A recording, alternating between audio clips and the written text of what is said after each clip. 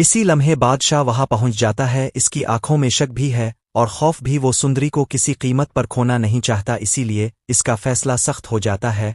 वो चाहता है कि सुंदरी को कैद में रखा जाए ताकि वो दोबारा इसकी जिंदगी से निकल ना सके। लेकिन दूसरी तरफ गुलाम ने भी अपना फैसला सुना दिया है।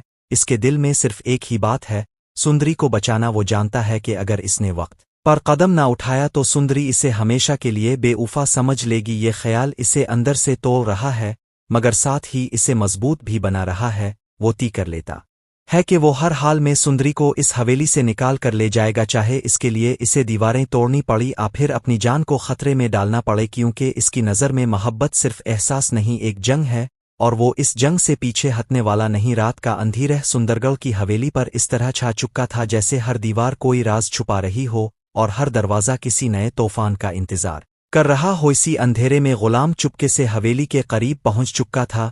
इसके कदम खामोश थे मगर दिल की धड़कनें बहुत तेज, जैसे हर धड़कन इसे सुंदरी के करीब ले जा रही हो और हर लम्हा इसे खतरे से भी खबरदार कर रहा हो। दूसरी तरफ खुर्शीद भी अपने अंदर एक अजीब सी बेचैनी लिए हुए थी। वो जानती थी कि वक्त बहुत कम है, इसीलिए वो अपनी खास मुलाजिमा बोहा के जरिए गुलाम तक पैगाम भेजोती है कि बादशाह ने सुंदरी को अपने कमरे में कैद कर रखा है और वो किसी भी लम्हे इस पर जबरदस्ती निकाह का फैसला कर सकता है। खुर्शीद गुलाम को ये भी समझाती है कि अगर वो वाकई सुंदरी की भलाई चाहता है तो इसे लेकर फौरन इस जगह से दूर चला जाना चाहिए, क्योंकि ये हवेली अब मोहब्बत नहीं एक कैद खाना बन चुकी है।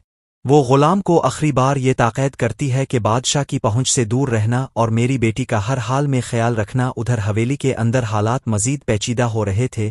खुरुश्त मौका देखकर बादशाह के सामने नरम लहजा इख्तियार करती है और कहती है कि सुंदरी सुबह से भूखी प्यासी है, इसे कुछ खाने की ज़रूरत है। इसकी आवाज़ में माँ जैसी फिक्र छपी होती है जिस पर बादशाह कुछ लम्हे सोच में पड़ जाता है। पहले वो इनकार करता है मगर फिर अचानक इसके चेहरे पर एक अजीब सी अत्मन्नान भरी मुस्कुराहट आ जाती है।